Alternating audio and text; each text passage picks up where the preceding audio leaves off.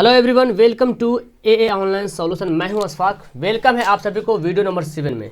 आज हम लोग वीडियो नंबर 7 पढ़ेंगे कंटिन्यू। यहाँ पे क्लास रोज रात 9 बजे चल रही। क्लास 10 के लिए, चाहे वो आप किसी भी बोर्ड से रिलेटेड हो आपका या किसी भी बोर्ड से आप हैं, तो कोई बात नहीं, कोई दिक्कत नहीं। सभी बोर्ड के लिए मैथ का क्वेश्चन समान है, सेम है, ठीक है। तो 9 बजे रात को आइए और आप पढ़िए इंपॉर्टेंट ऑब्जेक्टिव क्वेश्चन का, मतलब ऑब्जेक्टिव 1 नंबर 2 नंबर का सवाल आपको मैं यहाँ पे सोल्व करके बताता हूँ, ताकि 1 नंबर और 2 नंबर का सवाल किसी प्रकार के कोई इसमें मुसीबत आने वाला नहीं है, ठीक है। तो जिसका ये स्ट्रॉन्ग नहीं है तो आकर के यहाँ पे पढ़ सकते हैं, और जो पढ़े हुए तो आप करके फिर आप रिवीजन कर सकते हैं, बिकॉज आप जानते हैं कि रिवीजन में ही डिवीजन है, ठीक है। तो चलिए स्टार्ट करते हैं। 30 क्वेश्चन मैं यहाँ पे डेली लाता हूँ ताकि ज़्यादा लॉन्ग वीडियो ना बने और आपका क्वेश्चन हल हो जाए। मतलब है ज़्यादा क्वेश्चन से नहीं, मतलब है ये है कि जितना क्वेश्चन मैं दिया हूँ उतना बनना चाहिए, है ना। चलिए तो स्टार्ट करें। सबसे पहला सवाल हमारे यहाँ पे देखो दे रहा, सबसे छोटे अभाज्य और सबसे छोटी भाज्य संख्याओं का गुणनफल क्या होगा। ये सवाल पढ़े होंगे और इसका सवाल कुछ ना कुछ बहुत सारे स्टूडेंट गलत भी निकालते हैं इसका आंसर। तो सबसे पहले तो आपको ये पता होना चाहिए कि सबसे छोटी आभाज्य संख्या कितनी है। तो आपको पता होना चाहिए सबसे छोटी आभाज्य संख्या वो है 2। सबसे छोटी आभाज्य संख्या कितनी है? 2 है, और सम भी है, इतना बात रखेंगे। कौन है ये? सम संख्या भी है और आभाज्य संख्या है। चलो तो सम में तो नहीं जाना है फिलहाल। सबसे छोटी आभाज्य संख्या 2 है और सबसे छोटी भाज्य संख्या कौन है? सबसे छोटी भाज्य संख्या है 4, है ना, 4 है। और गुणा करने बोल रहा, गुणनफल नहीं बोल रहा, तो 4 दूना 8 हो जाएगा। गुणा कर देंगे तो कितना इजी सवाल है और सवाल आता है एग्जाम में। अगला बोलता है 5, 20 और 25 के लासा और मासा का अनुपात निकाले। लासा और मासा का, तो 5, 20, 25 का तो पहले लासा निकालते हैं, मतलब LCM निकालते हैं। उसके बाद फिर निकालते हैं मासा, यानी कि HCF निकालते हैं। तो 5, 15, 25 का लासा जब आप निकालोगे ना, ऐसे निकाल सकते हो जैसे निकालते थे, या तो फिर इसका निकालने का तरीका एक और है। देखो 5 से काटो तो 5 एकम 5, 5 चौक 20, 5 पचे 25, तो कितना हो गया? 5 चौक 20, 20 पचे 100। और ऐसे अगर निकालना है तो देखो सबसे बड़ी संख्या कौन इसमें? 5, 20, 25 में कौन बड़ी है? 25 बड़ी है। तो 25 संख्या का ऐसा गुणनखंड करो 25 को, मतलब 25 को ऐसा गुणक निकालो जो सबसे कट जाए। जैसे 25 अगर लेते हैं तो 25 5 से कटता है, 20 से नहीं कटता है ना। तो 25 का 25, 25 दूना 50 करते हैं, ठीक है। 25 दूना 50, जब 50 लेते हैं तो 5 से तो कट जाता है, 25 से कटता है, लेकिन 20 से नहीं करता है। तो फिर हम आगे बढ़ेंगे। 25 या 75, तो फिर देखो 5 से करता है और 25 से कटेगा, लेकिन 20 से नहीं कटेगा। तो 25 चौक 100, है ना। तो अब यहाँ पे क्या लिखा हम? यहाँ पे हमको लिखना पड़ेगा 100। 25 चौक 100, तो 100 देखो 5 से भी कटेगा, 20 से भी कटेगा और 25 से भी कटेगा, यानी कि एलसीएम वही होने वाला है। सबसे बड़ी से छोटी सबसे छोटी संख्या जो सबको काट सके, वो क्या होता है? एलसीएम होता है, ठीक है। और एचसीएफ क्या होता है? इसमें एचसीएफ ये होता है, एचसीएफ ये होता है कि सबसे छोटी संख्या जो सब में कॉमन हो, सब में कॉमन हो। तो 5 सब में कॉमन मिल रहा, यानी कि 5 हो गया एचसीएफ। अब मास अनुपात निकालना ना, लासा और मासा। तो लासा 10 100 दिया हुआ है, मासा 5 दिया हुआ है। तो देख रहे हैं के 25 100, 20 25 100, 20 25 100 मिल रहा। आंसर क्या हो गया? आंसर इसका डी हो गया। क्लियर है। चलिए अगला सवाल बोलते हैं, किसी पासे को फेंकने पर सम संख्या और सम संख्या नहीं आने की प्रायिकता। मतलब सम संख्या और सम संख्या नहीं, तो सम संख्या और सम नहीं का मतलब क्या हो? विषम, है ना जी। क्योंकि सम विषम की बात की जा रही है, तो सम संख्या जैसे 1 2 3 4 5 6 होता है पासा को फेंकने पे। तो बोलता है सम संख्या और सम संख्या नहीं आने की प्रायिकता। तो सम संख्या कितना पीस है? 1 2 3 पीस है, ये 3 हो गया। और बाकी सब इसके सिवा 1 हो गया, 3 हो गया, 1 हो गया, 3 हो गया और 5 हो गया। ये तीनों क्या है? विषम संख्या। तो सम संख्या और मतलब एंड प्लस विषम संख्या, मतलब सम संख्या नहीं, मतलब विषम संख्या आने की प्रायिकता बोल रहा। तो फिर तो सभी के सभी हो गया ना, फिर 6/6 हो जाएगा, यानी कि क्या होगा इसका आंसर? 1 आंसर सी हो जाएगा। क्लियर है। चलो बोलता क्या? चतुर्भुज के चारों कोनों का योग क्या होता है? आपको पता है चतुर्भुज के चारों कोण जो होता है उस कोनों का योग निकालेंगे तो क्या होगा? तो आपको पता है चतुर्भुज के चारों कोण का जोड़ होता है 360 डिग्री। कितना होता है? 360 डिग्री। एक्चुअली आप सोचें सर चतुर्भुज के चारों कोण का जोड़ 360 डिग्री होता है, कैसे होता है? इसका एक फार्मूला होता है n-2 इंटू 180 डिग्री। ये देखो फार्मूला होता है। किसी भी चतुर्भुज रहे, त्रिभुज रहे, बहुभुज रहे, जितना भुज, 5 भुज भी हो सकता है, 6 भुज हो सकता है, 7 भुज हो सकता है, तो जितना भुज रहे ना टोटल कोण निकाल सकते हैं। जैसे चतुर्भुज बोला तो 4 भुज हो गया, तो 4-2 इंटू 180 डिग्री ये एक में है, तो कितना बच जाएगा? इसको गुना करेंगे तो आ जाएगा 2। ओके, तो इसको घटा देंगे, कितना आ जाएगा? 2 आ जाएगा। 2 गुना 80 कितना हो गया? 360 हो गया। तो अब उसी तरह जानता है त्रिभुज में, त्रिभुज के तीनों कोण का जोड़ कितना होता है? 180 डिग्री। तो याद कर लेना कि त्रिभुज के तीनों कोण का जोड़ 180 डिग्री होता है। आखिर कैसे होता है ये? तो फॉर्मूला फिर यहीं पे अप्लाई होता है। त्रिभुज में 3 भुजा, तो 3-1 इंटू 180 डिग्री, तो कितना बचेगा? अच्छा 2 है ना, 3 - 2, तो कितना? 1 इंटू 180 डिग्री, कितना हो जाएगा 180 डिग्री। देख रहे हैं ना, तो त्रिभुज में तीनों कोण का जोड़ 180 होने के कारण ये फार्मूला सेट करना है, ठीक है। चतुर्भुज बोले तो ये फार्मूला, पंचभुज बोले, षष्ठभुज बोले, जितना भुज बोले इस फार्मूला पे आपको पूरा टोटल निकाल लेना है, ठीक है। चलिए अगला सवाल बोलता है, अगला बोलता है कि ये दशमलव प्रसार क्या है, शांत है कि अशांत है। शांत होने का नियम मैं बताता हूँ, p/2n इंटू 5/n, यानी कि हर संख्या जो हर है ना इसमें 2 5 के शक्ल में आना चाहिए, चाहे 2 ही सिर्फ आ जाए फैक्टर में, चाहे सिर्फ 5 ही आ जाए या दोनों आ जाए, तब होगा शांत। तो 80 को जब फैक्टर करोगे तो देखो 80 को हम फैक्टर करते हैं, ओके। तो 80 को जब फैक्टर करेंगे देखिए यहाँ पे 40 दूना 80 करेंगे, 20 दूना 40 करेंगे, 10 दूना 20 करेंगे और 5 दूना 10, कितना आ रहा 2 2 2 2 5, यानी कि 11/2 पर पावर कितना पैसा है 4 पैसा, 1 2 3 4 और 5 पर पावर 1। तो देखो नीचे या तो सिर्फ 2 ही रूप में आता है या तो सिर्फ 5 ही आता है या दोनों आ जाता है, तो ये हो जाएगा क्या, शांत हो जाएगा। क्लियर है। चलिए अगला सवाल बोलता है ये ए बराबर दिया हुआ और बी बराबर दिया हुआ, तो मासा ए बी का मासा निकाला। मासा बोले तो HCF, ठीक है, ए बी का मासा। अब कैसे निकालेंगे ए बी का मासा, तो ए जी यहाँ पे है, जब भी ऐसे दिया है। अब देखना कॉमन दिखना है ना, कॉमन 3 पर पावर 4 है, 3 पर पावर 2 है, तो कॉमन क्या होगा 3 पर पावर 2 तो कॉमन हो जाएगा, चूंकि इसमें भी है तो इसमें भी 3 पर 2 भी लेते हैं। अगर 3 पर पावर 4 लेते हैं तो इसमें देखो नहीं है, तो कॉमन होना चाहिए ना। 5 पर पावर 3 है, 5 पर पावर 2 है, तो 5 पर पावर 2 तो कॉमन हो जाएगा। तो 3 3 9 5 5 25 25 9 225 हो गया। इसका आंसर क्या हो गया, ऑप्शन ए हो गया। समझ आ गया। चलिए तो अगला सवाल पढ़ते हैं। अगला सवाल बोलता है कि 2k-1 के समीकरण का जो हल है तो k का वैल्यू क्या होगा। एक्चुअली ये जो दिया हुआ ना, ये जो दिया हुआ ना, ये x से वाला दिया हुआ और ये जो दिया y के, ठीक है। सभी बच्चा यहाँ पे फंसता है कि सर ये कैसा सवाल आ गया, तो इतना बार मैं सवाल करवा दिया हूँ इसको और करवाता रहूँगा ताकि दिमाग में सेट हो जाए, और एग्जाम में अगर आ गया ना गलती से तो वापस नहीं जाएगा, एकदम अंदर जाएगा। तो इतना दूर क्या है एक से है, देखो कॉमा भी दिया हुआ है, ये वाई वाला है, ऐसा समीकरण का हल है। तब इसमें हम वैल्यू को पुट कर लेते हैं, के इंटू एक्स का वैल्यू कितना है 2k-1 -9, वाई का वैल्यू कितना है टी है, के है। तो देखो 10 दूना 20 के -10 -9 के बराबर 12, 20 में से 9 घटेगा तो 11 के बराबर 12, और 10 को भेज दो इधर अपना ससुराल भेज दो, तो 10 जाकर माइनस जाकर बनेगा प्लस बन जाएगा। अब ऐसे भी देखो जी कितना हो गया 22 हो गया, 11 दूना 22 के बराबर 2। बोलो जी आया के का वैल्यू 2। कितना आसान सवाल है, बस जरूरत है आपको पढ़ने की। देखो ये सवाल भी मैं बहुत बार बताया हूँ। देखिए एक आदमी 24 मीटर पश्चिम में जाता है, वह 10 मीटर उत्तर जाता है, तो अपने प्रारंभिक बिंदु से कितनी दूर है। ये सवाल 24 10 दिया हुआ है, तो 6 8 भी दे सकता है, 3 4 भी दे सकता है, जैसे भी दे सकता है। तो अगर मैं यहाँ पे ले लिया, ठीक है। अच्छा इसको तो हम पहले ये बताते हैं, जैसे कोई ये मान लेते हैं, आपको पता आंसर आ रहा है, ये हम डायरेक्शन लेते हैं, उत्तर दक्षिण पूरब पश्चिम, डायरेक्शन ये होता है। तो 24 मीटर पश्चिम जाता है, तो पश्चिम इधर है ना, तो मान लिया यहाँ पे खड़ा 24 मीटर गया पश्चिम, इधर मुड़ा दें क्योंकि पश्चिम इधर है। और वह पुनः 10 मीटर उत्तर जाता है, तो उत्तर किधर गया 10 मीटर उत्तर गया, तो वह अपने प्रारंभिक बिंदु से कितनी दूर है। तो प्रारंभिक बिंदु यहाँ से चलना शुरू किया था, अब पहुँच गया इतना दूर, तो कितनी दूर है, तो ये निकालेंगे ऐसे, ठीक है। तो इसको जब निकालेंगे ना तो पता क्या 26 आ जाएगा। वर्ग कर्ण है, कर्ण निकालिए, तो 10 का स्क्वायर 100, 24 का स्क्वायर 576, जोड़ दो, लो 676 हो गया, 676 हो जाएगा। अब 676 जो है 26 का वर्गमूल है, तो आंसर क्या हो गया सी हो गया। चलो अगला सवाल पढ़ते हैं। अगला बोलता है क्या कि परमेय संख्या और अपरमेय संख्या के समूह को क्या कहते हैं। परमेय संख्या और अपरमेय संख्या के समूह, वास्तविक संख्या, आवश्यक संख्या, विषम संख्या, आभाज्य संख्या, तो इसको बोलते हैं वास्तविक संख्या। आप पढ़े हैं ना आपके लेसन में, रियल नंबर है, रियल नंबर में ही इसका 2 पार्ट है, परिमेय और अपरिमेय, तो आंसर हो जाएगा वास्तविक संख्या। चलिए बोलता है कि px दिया हुआ है x² -2x + 5 के शून्यक अल्फा बीटा हो तो इसका वैल्यू निकालना है। अब देखो अल्फा प्लस बीटा क्या होता है, अल्फा हम इसका लिख रहे हैं, अल्फा प्लस बीटा -b/a होता है, ठीक है। और अल्फा इंटू बीटा क्या होता है c/a, लिख लेते हैं ऐसे।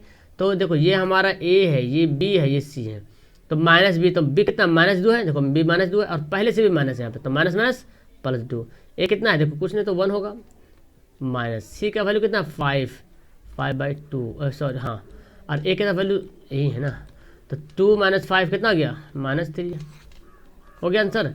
बी इसका हो गया बिल्कुल सही आंसर। ओके तो चलो अगला सवाल पढ़ते हैं। अगला सवाल देखिए क्या बोलता है। अगला बोलता है कि px² + 3x + p का एक शून्यक -1 हो तो p का वैल्यू, मतलब कि x का वैल्यू -1 दिया हुआ है, ठीक है। तो अब जहाँ जहाँ x वहाँ पे बैठा देते हैं। ये द्विघात बहुपद है, यानी कि px² + 3x plus P equal to 0। -1 दिया हुआ है x की जगह पे, तो -1 यहाँ पे रख लेते हैं, plus 3 -1 plus P equal to 0। तो कितना हो जाएगा, माइनस पी हो जाएगा, गुना करेंगे तो -3 हो जाएगा प्लस पी बराबर 0। अच्छा यहाँ पे तो माइनस माइनस प्लस हो जाएगा, ये नहीं होगा। -1 को गुना करेंगे तो -1 को भी दो बार गुना करेंगे, तो माइनस को दो बार गुना करेंगे तो माइनस माइनस का होता है प्लस होता है। अब यहाँ पे कितना है, 2p बराबर कितना हो जाएगा, 3 चला जाएगा इधर, माइनस इधर जाकर प्लस बनता है, और p बराबर 3/2। ये आंसर आ गया, ऑप्शन सी हो गया। चलिए जी, अब अगला सवाल है, धारा के विपरीत दिशा में चाल क्या होगी। धारा मतलब समझ रहे हैं ना, धारा कौन, जल वाला धारा। तो देखो सिंपल सी बात, जैसे मान लें कि जल बह रही, इधर से जल जा रही है, ठीक है, इधर, और अगर आप उधर से आ रहे हो तो आपको जल ढकेलेगी, तो आपकी चाल और जल की जो चाल है, जो धारा की चाल है वो घट जाएगा आपस में, है ना, चाल कम हो जाएगी। जैसे आप स्पीड जाओगे, आप भी भाग रहे तेज, और उधर से पानी भी तेज आ रहा, और दोनों जब टकराओगे तो जल भी स्लो हो जाएगा और आप भी स्लो हो जाओगे। लेकिन अगर ऐसे जल जा रहे हैं और आप भी जल ही के साथ जा रहे हो, तो पता नहीं, मतलब लगेगा शैतान सवार हो गया, इतना फास्ट भागेगा। तो विपरीत बोल रहा उल्टा, तो मतलब क्या हुआ, x से -y उल्टा हो जाएगा। बिंदु 3, 4 समीकरण का दिया हुआ है, आलेख स्थित है तो a का वैल्यू, ये आलेख पर स्थित है 3, 4।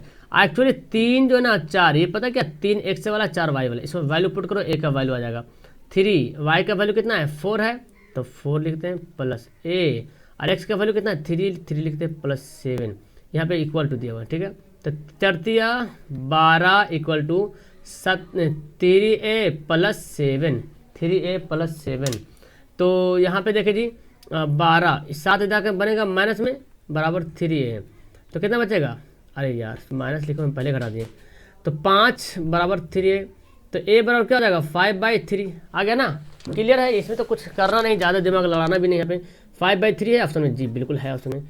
तो दिमाग यहाँ देखो, सवाल ये बोलते हैं विवेचक निकालने के लिए, विवेचक आपको मैं बताया, विवेचक जिसको डिटर्मिनांट बोलते हैं, विविक्तर भी कभी कभी बोलते हैं, विविक्तर फॉर्मूला क्या होता है, d बराबर b² - 4ac, यही निकालना आपको। तो इसलिए हम कैसे निकालते हैं, देखो b का वैल्यू क्या है, देखो ये जो पूरा है ना, ये पूरा a है, और ये क्या है b है, और ये क्या है c है, ओके ओके। तो अब देखो यहाँ पे b का वैल्यू कितना 10 है ना, तो 10 का स्क्वायर करते हैं -4, और a का वैल्यू कितना है 3√3 प्लस सॉरी c हो, गुना होगा ना √3। अब देखो 10 का स्क्वायर 100 होता है, देखो 4 तिया 12, और √3 को √3 से गुना करेंगे कितना होगा 3, आपको पता है √3 को √3 से गुना करने पे 3 होता है, तो 12 तिया 36, कितना हो जाएगा 64, घटाइएगा तो क्या आएगा 64। आंसर मिल रहा जी, हाँ जी आंसर मिल रहा। चलिए अगला सवाल देखते हैं। अगला सवाल देखो क्या बोलता है, a और b अल्फा और बीटा दो मूल वाले द्विघात समीकरण होंगे, तो फिर इसका बताइए इनमें से कौन ऑप्शन होगा। ऐसे तो पता आपको द्विघात समीकरण सूत्र क्या होता है, x² - alpha plus beta x plus alpha into beta होता है, ठीक है। ये भी इस रूप में आने वाला है। अब देखो इसका आंसर क्या होगा, यहाँ पे देखो माइनस भी आ रहा, यहाँ प्लस भी आ रहा, तो यहाँ पे देखते हैं क्या आता है, इसको हल करके देखना पड़ेगा। देखते हैं पहले 1 को हल कर देखते हैं, इसको गुना करेंगे क्या होगा x² हो जाएगा, x को फिर x से गुना किया तो x को b से भी गुना करेंगे, तो माइनस क्या होगा अल्फा x से बीटा, है ना, x को x से गुना किया, x को नहीं समझ आ रहा, देखो यहाँ मैं इसको मिटाता हूँ, देखिए इसको इससे गुना करिएगा, फिर इसको इससे गुना करेंगे, तो x को x से गुना x², x को बीटा से किया तो x बीटा प्लस में ना, अब इसको देखो a को इससे, अल्फा को इससे, अल्फा को बीटा से, तो -x से अल्फा हो जाएगा, अब माइनस प्लस अल्फा बीटा, ठीक है। अब देखिए यहाँ पे x² हो गया, यहाँ पे भी x है, यहाँ पे भी x, तो क्या करेंगे -x क्या ले लिए कॉमन, तो क्या बचेगा बीटा और माइनस प्लस बचेगा, प्लस चूँकि माइनस कॉमन निकालिए, और यहाँ पे क्या बचा अल्फा बीटा। अब इसको हम सुधार के लिख लिया है x² - अल्फा प्लस बीटा लिख देते हैं, और इस x को इधर नहीं इधर लिखते हैं, तो क्या दिक्कत है, ऐसे भी रह सकता है। और देखिए ये पूरा सेम फार्मूला पे आ रहा है, यही हमारा फार्मूला द्विघात का जो कि इसमें छुपा होता है, ठीक है। यानी कि इसका आंसर क्या हो जाएगा, ये हो जाएगा, ठीक है। चलिए जी अगला बोलता क्या कि x अक्ष पर स्थित किसी बिंदु का निर्देशांक क्या होता है, x अक्ष पर स्थित, तो x अक्ष पर स्थित कोई बिंदु हमारा स्थित है, को बोल रहा सिंपल बोल रहा कि डायरेक्ट बोला कि x अक्ष पर स्थित है, मतलब x का वैल्यू है कुछ ना कुछ, लेकिन y का वैल्यू नहीं है। तो x का वैल्यू देखो यहाँ पे दिख रहा है, ये तो y वाला आ गया, तो x का वैल्यू है लेकिन y का वैल्यू नहीं, मतलब y क्या है 0 है, तो आंसर क्या हो जाएगा x, यही होगा। x अक्ष पर किसी बिंदु का निर्देशांक क्या होगा x और 0, क्योंकि y का वैल्यू पता ही नहीं चल रहा है। यहाँ पे x के बारे में बोल रहा था, x तो होगा ही होगा, और अगर अब y का वैल्यू तो कुछ नहीं बोल रहा था, y क्या हो जाएगा 0। फिर देखो इस सवाल में दिया हूँ भुज और कोटि का अंतर, उल्टा सवाल मैं कर दिया हूँ, ठीक है। भुज कौन है और कोटि कौन, अंतर बताइए। तो इसमें भुज कौन, ये x वाला ये y वाला, x वाला को बोलते हैं भुज और इसको बोलते हैं क्या, कोटि बोलते हैं। तो भुज और कोटि का अंतर, तो भुज कितना है -6 है और कोटि कितना है 11। अंतर बोल रहा है ना, क्या बोल रहा है अंतर, अंतर मतलब घटाओ, कितना आ जाएगा -17। देख रहे हैं इसका आंसर क्या होगा, ऑप्शन डी इसका बिल्कुल सही होगा। ये तो सवाल बनाए हुए sine square 90 - theta, cosec square 90 - theta.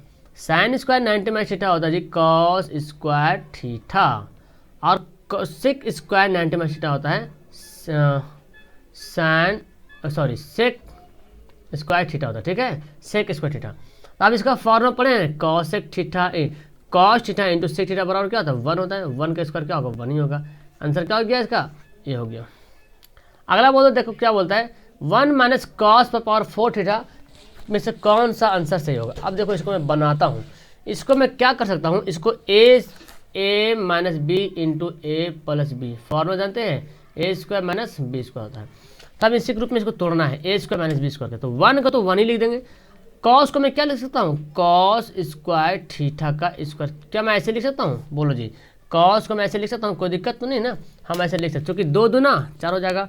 तो देखो अब हमारा ये 1, अच्छा 1 का स्क्वायर ही करते चले, तो a के जगह पे कितना हो गया, ये a हो गया, ये पूरा क्या हो गया, ये पूरा b हो गया। तो a square minus B square हो गया, a square minus B square हो गया। तो a plus B into A minus B, तो a प्लस बी कितना है cos square theta into A minus B, B कितना है कॉस स्क्वायर थीटा। अब देखो इसको तो कुछ नहीं कर सकते, इसका फॉर्मूला आपको पता है ना। ऑप्शन में देखते जाइए कि हम आगे कहीं ऐसा ना हो बनाते मैं दिल्ली पहुँच जाए। इसका क्या फॉर्मूला है, 1 - कॉस स्क्वायर क्या होता है साइन स्क्वायर, तो देखिए ऑप्शन में दिया हुआ है साइन स्क्वायर और 1 + कॉस। तो क्या कर दिक्कत है, हम इसको उलट के लिख देते हैं, उलट के ले लीजिए ना, 1 + कॉस स्क्वायर थीटा, तो sine square theta plus 1 + cos square theta. ऐसा तो है नहीं, देखो यहाँ पे माइनस में दे दिया है, यहाँ भी देखो उल्टा दे दिया है, तो फिर क्या आंसर हो गया इसका, बी हो गया सही आंसर। चलिए अब आपको बोलता है बीच की दूरी निकालिए, तो जानते हैं बीच की दूरी निकालने के लिए x1 - x2 का whole square plus y1 - y2 का होल स्क्वायर। लॉन्ग क्वेश्चन पढ़ने के लिए 12 बजे दिन में आइए, आपको लॉन्ग क्वेश्चन मिलता है। तो यहाँ पे x1 कितना है -1 है, x2 कितना है -5 है, और पहले देखो यहाँ पे माइनस खड़ा है डंटा लेके, आप भी बोलिए हम भी माइनस, तो दोनों मिल जाएगा माइनस प्लस स्क्वायर, और y1 कितना है 3 है, और y2 कितना है -7 हो जाएगा। चलिए तो कितना हो जाएगा 4 का स्क्वायर प्लस 4 का स्क्वायर, तो 4 चौक 16, 4 चौक 16, 16 16 32। अब 32 को मैं कैसे लिख सकता हूँ 4√2, चूँकि 4 को अंदर ले जाएंगे तो 4 चौक 16, 16 दूना 32 हो जाता है। ये हो गया इसका आंसर। ओके चलो अब सवाल बोलता है, यहाँ पे क्या बोलता है, बोलता क्या है, देखो ये दिया इतना बड़ा, बाप रे, बहुलक और माध्यिका निकालना है। बहुलक और माध्यिका, तो बहुलक कौन है, बहुलक तो जानते हैं ना, जो ज़्यादा बार रिपीट होता है उसको बोलते हैं बहुलक। कौन रिपीट हो रहा है 13 एक बार, यहाँ पे 15 ज़्यादा दिख रहा है, 15 15 15 15 4 बार रिपीट हुआ, बाकी तो 13 एक बार 2 बार 3 बार, 13 एक बार 2 बार 3 बार, अब 15 14 तो एक बार दिख रहा, 16 2 बार, 15 एक बार 2 बार 3 बार 4 बार रिपीट हुआ, मतलब पता क्या चल रहा है बहुलक क्या होगा 15। तो पहले तो बहुलक 15, तो ये तो गया कम से, क्योंकि पहले बहुलक बोला, पहले बहुलक आंसर होगा, फिर माध्यिका। और माध्यिका लिखने के क्या करते हैं हम लोग, इसको अरेंज करेंगे आरोही क्रम में या तो अवरोही क्रम में। तो सबसे छोटा कौन है 13 है, कितना बार आया 3 बार आया है ना, तो 13 13 लिख लेते पहले। उसके बाद कौन है 14 है, 14 तो एक ही बार आया, फिर लिखते हैं कितना 15 15 15 15, और फिर क्या हुआ 16 16 2 बार है, 16 16, और फिर है 17। ये हो गया, ये दिया हुआ है, गिन लेते हैं 1 2 3 4 5 6 7 8 9 10 11, यहाँ भी गिनते हैं 1 2 3 4 5 6 7 8 9 10 11। अब माध्यिका निकालने के बोला, तो माध्यिका कैसे निकालते हैं, माध्यिका निकालने के लिए ईजी है, देखो 1 2 3 4 5 इधर हम साइड कर लिए, ठीक है, और 1 2 3 4 मतलब पूरा साइड कर लेना है। अब बीच में जो बचेगा उसको छोड़ना है। बीच में क्या बच रहा, बीच में बच रहा 15, यानी कि 15 बहुलक भी है, 15 माध्यिका भी है ना, 15 बहुलक भी 15 माध्यिका भी है। अब देखो इस सवाल बोलता क्या कि HCF दिया 12 है, एलसीएम 72 है, तो एक संख्या 36, तो दूसरी संख्या क्या होगा? फॉर्मूला जानते हैं दूसरी संख्या होने का? दूसरी संख्या होने का फॉर्मूला है तो है एलसीएम गुना HCF। जो निकालने के लिए बोलेगा ना उसी का हम फॉर्मूला यूज कर लेंगे, और उनमें से कोई एक तो दिया रहेगा। जैसे देखो एलसीएम HCF दिया है तो इसको रख लेंगे ऊपर में, और जो दूसरी संख्या उसको डिवाइड कर देंगे उससे। अगर दोनों संख्या दे देगा, अगर पहली संख्या दे दे, मान लीजिए यहाँ पे बोलते पहली संख्या इतनी है, दूसरी संख्या इतनी है, एलसीएम अगर इतना है तो HCF कितना होगा? तो ऊपर में रखेंगे पहली संख्या और दूसरी संख्या को, तो यहाँ पे क्या हो जाएगा? फर्स्ट संख्या। तो देखो एलसीएम कितना है? एलसीएम है आपका 72 है जी, और HCF है कितना? 12 है, बटे आई ये कितना है? 1 पहली संख्या। तो क्या दे रहा? 36 दे रहा। 36 दूना 72, 12 दूना 24। हो गया आंसर इसका? बी हो गया इसका बिल्कुल सही आंसर। बोलता है कि एक्स का वैल्यू निकालिए। कैसे निकालेंगे? तो सिंपल एक्स को एक तरफ भेजेंगे, इसको इधर भेजेंगे। तो देखो 0.37 जब इधर भेजिएगा तो घट जाएगा ना कि नहीं, ये प्लस में तो क्या बनेगा? माइनस। तो 0.3 में क्या करेंगे? घटा देंगे। तो उल्टा घटाता है, ऐसे घटाते हैं। देखो इतना आएगा। पहले हम 0.3x है, पहले माइनस लिखते हैं, माइनस 0.7x है बराबर, यहाँ पे माइनस 0.3 है, 0.3, हाँ पहले से लिखा हुआ है 0.3, और इसको जब इधर भेज देंगे तो क्या बन जाएगा? माइनस माइनस प्लस बन जाएगा 0.37। तो यहाँ पे जब घटाते हैं, यहाँ पे घटाएंगे कितना आएगा? देखिए आया था ना, इतना आया था 0.07। अब बात है प्लस वाला कि माइनस वाला, तो इस पॉइंट में देखा जाए तो यही बड़ा है ना। ऑप्शन देखिए यहाँ घटाते हैं, तो हम ऐसे ही घटाते हैं इसको, ठीक है। चलिए तो यहाँ पे इतना आ गया माइनस में, क्योंकि बड़ा संख्या माइनस है। यहाँ पे घटाएंगे कितना आएगा? देखो 7 में से 3 घटे, ये तो उल्टा हो जाएगा, घटाओ यहाँ पे, ये भी आएगा उतना ही आएगा, लेकिन आएगा प्लस में। क्या आएगा? प्लस में आएगा। तो ये दोनों कट जाएगा ना, बचेगा 1।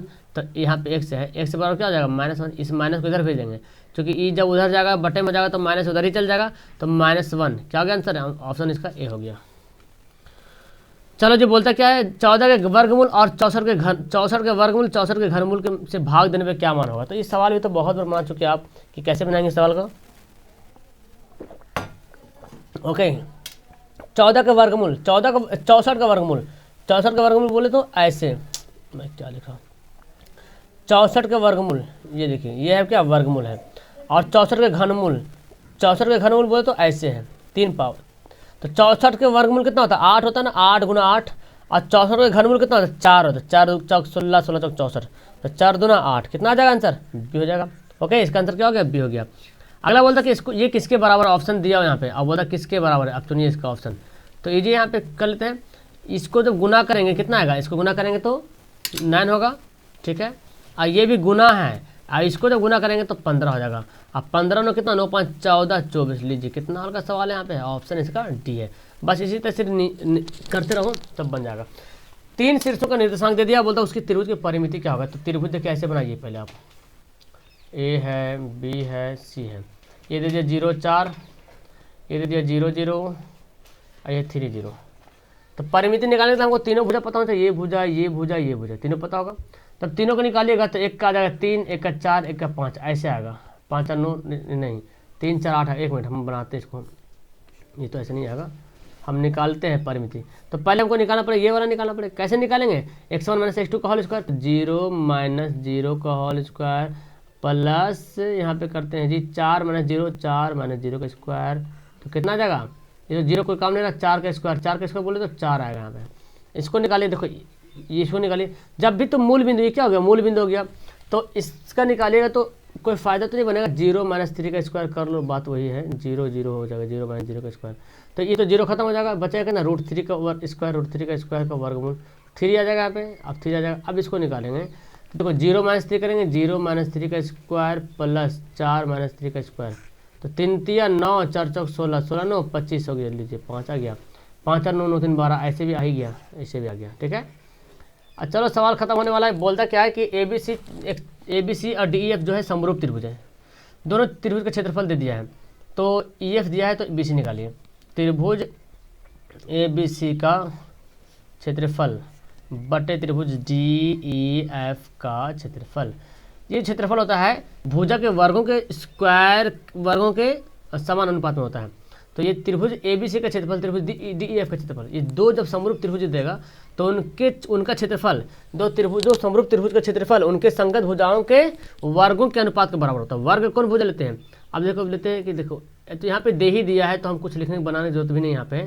जब ई एफ बोला ना तो ई एफ का स्क्वायर बटे बी सी का, ऐसे एक ही बार करते स्क्वायर, ठीक है। अब आपको पता है यहाँ पे दिया हुआ कितना दिया हुआ ई एफ 9 दिया हुआ है और 16 दिया हुआ है, स्क्वायर दिया हुआ, ठीक है। ओके, तो आप क्या करेंगे, क्षेत्रफल दे दिया ना, क्षेत्रफल दे दिया, अब निकालना क्या हमको, इस निकालना है। तो इस स्क्वायर को इधर भेजते हैं।